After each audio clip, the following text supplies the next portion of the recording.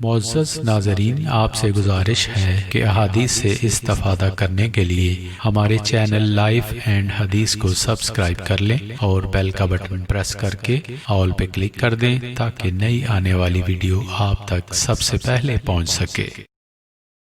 بسم اللہ الرحمن الرحیم۔ ہم سے عاصم بن علی نے بیان کیا، انہوں نے کہا ہم سے ابن ابی ذئب نے زہری کے حوالہ سے بیان کیا، انہوں نے سالم سے، انہوں نے ابن عمر رضی اللہ عنہما سے، انہوں نے فرمایا کہ رسول اللہ صلی اللہ علیہ وسلم سے ایک آدمی نے پوچھا کہ احرام باندھنے والے کو کیا پہننا چاہیے، تو آپ صلی اللہ علیہ وسلم نے فرمایا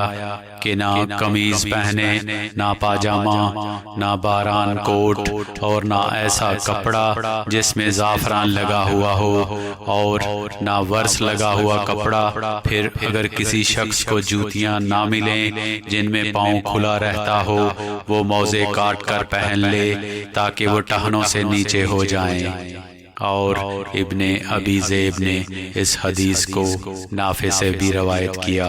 انہوں نے ایسا ہی آن حضرت صلی اللہ علیہ وسلم سے بھی روایت کیا ہے۔